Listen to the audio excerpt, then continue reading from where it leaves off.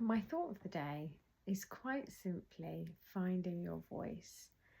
I have been on a real journey this year, and yeah, it's almost inexplainable, really. The more I uncover, the more I uncover, and finding my voice is my message. I've really been trying to connect with what I want to offer specifically, and it is giving people a space to find their voice, whether that be in a company setting, one-to-one, individual, groups, in my meditation circles. I'm really passionate about finding our voice.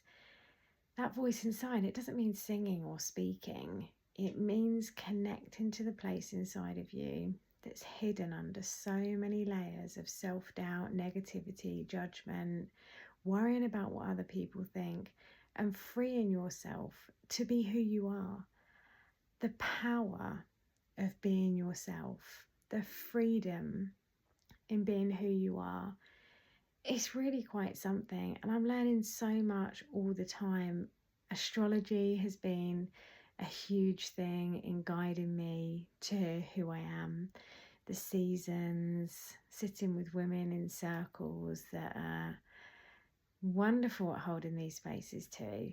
And that voice rises, whether it's through writing or talking to people, but putting myself more and more in these spaces where I can be who I am, connecting with the energy that I'm feeling and letting that be free. So finding your voice, how do you do that? Well, connect to what you like. That could be through drawing or painting. I was on the radio today presenting with a guy that does cartoons, and he's a well-known cartoonist, and he was saying how he'd listen to a story and then just let the story unfold in the drawing. And that's what it's about. It's about connecting with your message, learning from the experience, and sharing that experience so that people feel less alone. And when we do that, when we connect to that place inside and we're brave enough to speak honestly about how we feel, others feel less alone to do the same. And the ripple effect continues by sharing our voices and connecting to what's important.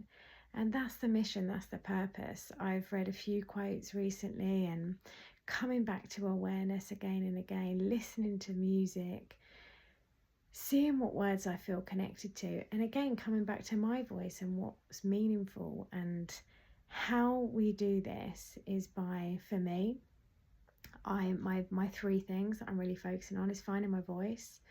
I do that on the radio when presenting and interviewing people, sharing things even like this, sharing our story. I published my book, shared my story through that, but just giving other people a chance to share their story and the experience they've been through and connect with that space.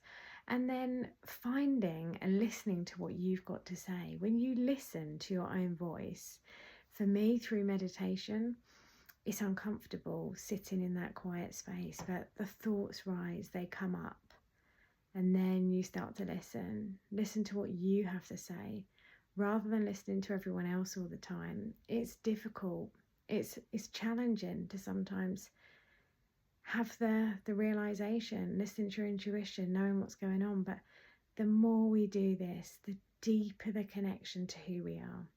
So find the voice inside of you, share it in any way you can, or even only with yourself. But from this place, the freedom that follows to connect with who you are, it's amazing, really. And I didn't even acknowledge all that I'd put into my book. I published Desperate to Be Loved in February, released the audiobook later on in March, and I'm really proud of that. But I haven't been able to say that I dip into it, but it takes me quite a while to get there. But I'm really proud of sharing my own voice because it is connecting me to who I am, and I am finding the freedom in that. And the more we come back to this, the more you come back to you, the freer you'll feel. And awareness is key to it all, being aware of what we feel, being aware of what we see, being aware of who we are. And coming back to that place inside is the most powerful thing we can do. And then we can deepen those connections on the outside. And it's all well and good feeling love on the inside, but the real wonder is when we do get to share that with other people as well. But just not have possession over that, or think of it as ours. Just enjoy the experiences and deepen that connection, feel the love inside and out, and let go of what's to come and be in the moment.